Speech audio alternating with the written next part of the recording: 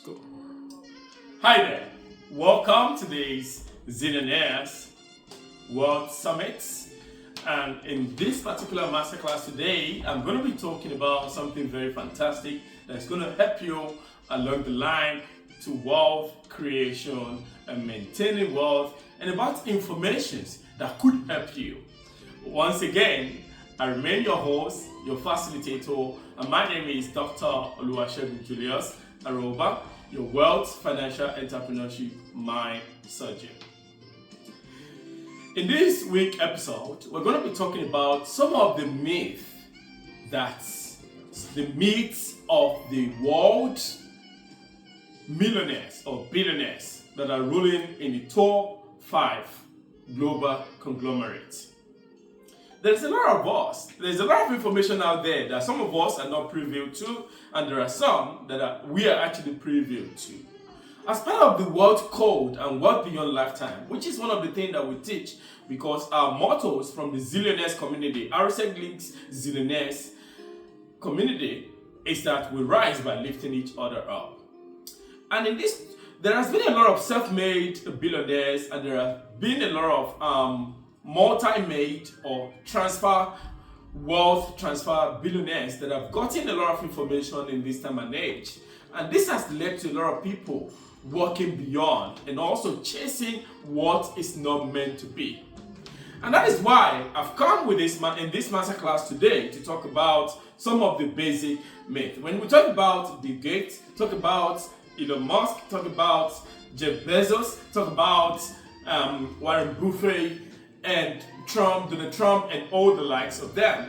These are world leaders, multi-billionaires that are actually ruling in the world conglomerate, making decisions for finance, for fintech, for social platform, from e-commerce platform, from one way or the other. But the thing is, there are a lot of things that many people do not actually know about them. They only know the little, that some of them were dropped out, but that is not really the truth. For example, when we talk about different self-made, a lot of people in the world, they always tell you, they sell different dreams to you, that the world worship the self-made billionaires and the hero who rose from nothing to something. You will hear some caption out there. Some will tell you that I turned $100 to about $10 billion within X amount of decades.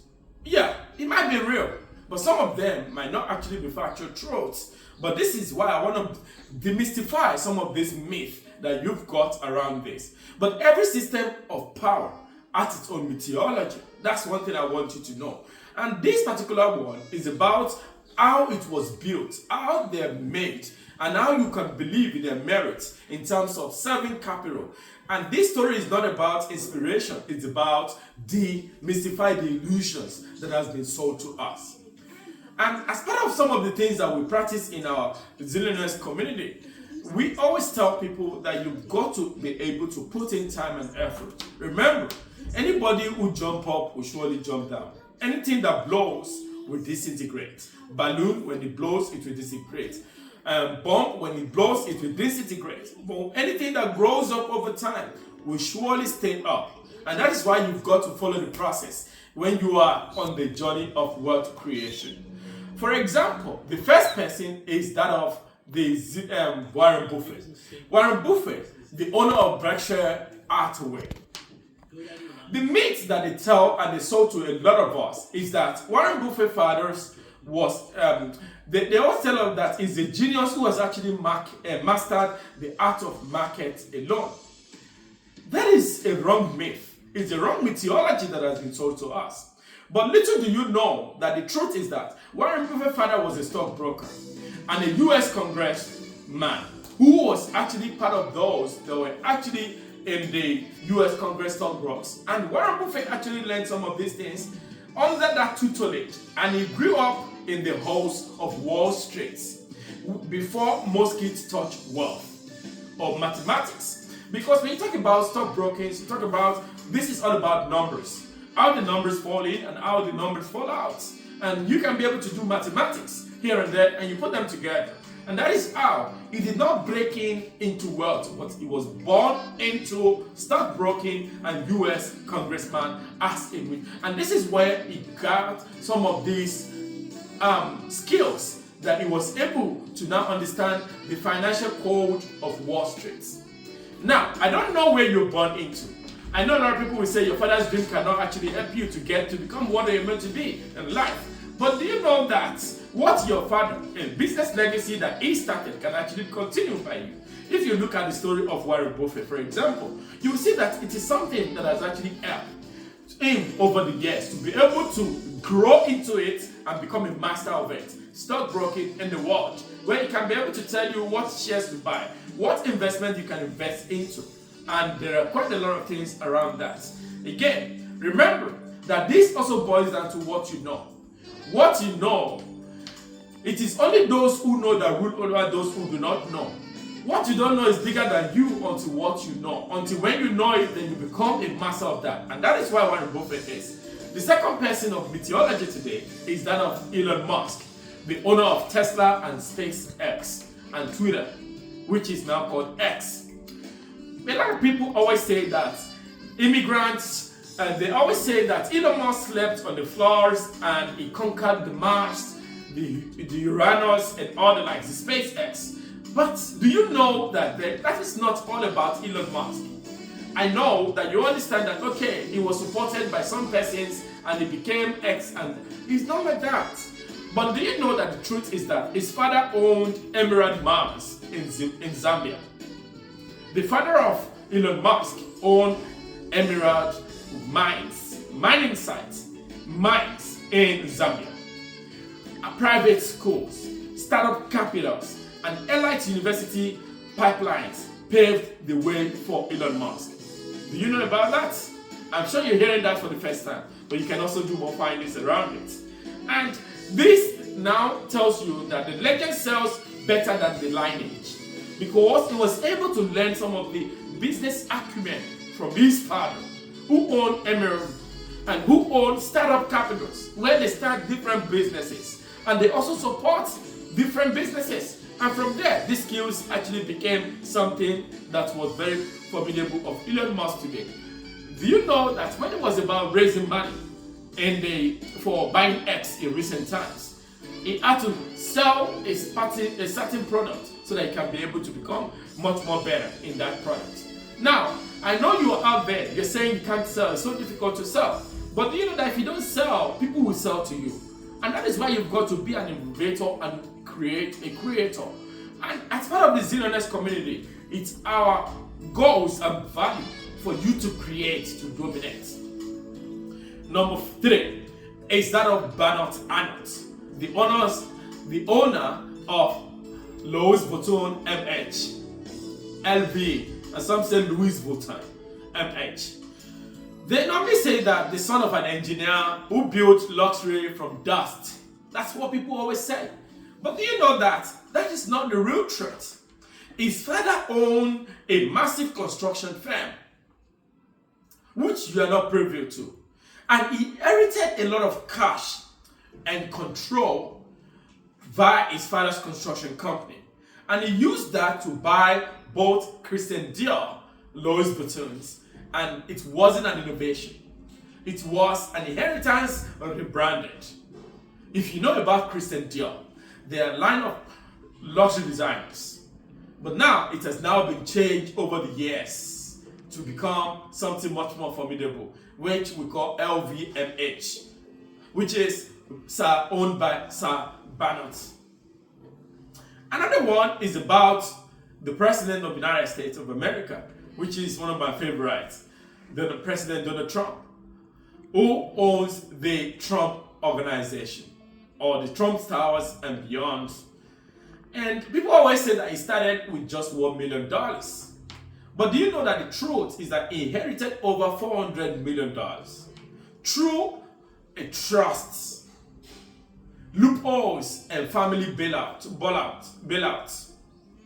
Now, if you have been part of the Billionaires community, which I'm going to be referring you to, how to set up a trust, A trust, what does it do? How can it enhance and how can it assist your business to be able to grow from point A to point B and how to keep it secure? You've got to get to watch some of our episodes and the link below so that you can share to others about how you can have control over. Do you know that there are trusts that when you have an insurance over it and when anything happens to businesses or to your career or anything, they can pay you out and all the likes. So these are some of the myths. Bankruptcies were lessons financed by his father's fortune as well. Imagine having been paid as an inheritance of $400 million through the trust and loopholes and family bailouts where they pay out, and he was very smart enough to start a business. He didn't just climb, but he was carried along. The other one is that of the other one we're going to be talking about is that of Bill Gates, the owner and the founder of Microsoft. A lot of people say it's the dumb room coder who changed the world because they showed us an IBM computer in those early days. These are some of the things that I've done over the years. I've been able to read biographies of founders because if you want to be wealthy, you've got to read about the wealthy ones so that you can become, because you can't give out what you don't know. And the truth is, the mother of Bill Gates sat on the major bank board and knew a lot of IBM top brass. When I mean top brass, top tiers owners, board members. Imagine you're sitting part of board members in an organization. And those calls landed in Microsoft and its first contract in IBM. From there, it became the coder. Before it became the code that came to get connections. He has the skills, but he was able to use that skills with the leverage and the connection of his model to be able to build something from the scratch where he founded. Those skills he learned from IBM, though he has a foundation from varsity where he was from. Bill Gates, and today, that is one thing. One thing I want to tell you, if you're on a journey to build wealth, career alone is not enough. You've got to learn how to use your hand to do something, your mind to create things, so that when one does not actually fall for you, the other one can actually work for you. And it's very important. Another one I'm going to be talking about is that of Jeff Bezos, the owner of an e-commerce platform, Amazon, which is popular. A lot of people said he started the garage founder who started with nothing but vision. But do you know that that was actually a lie that was sold to you? The truth is that his parents invested over $245,000 as one of the biggest early checks in tech histories. A lot of people say he wrote books. When I was reading all this, I read about the biography of where he started from, how he went about the varsity, how he dropped out, how he was able to get things done, and at the end of the day, he founded an e-commerce platform for books. Before you know it, it becomes something gigantic today. And do you know that they say that also, one thing I want you to know is that he added an Ivy League trainings because he had a lot of trainings and Wall Street mentors. Now, I always tell everybody as part of the Billionaires community, I don't know what business you are into.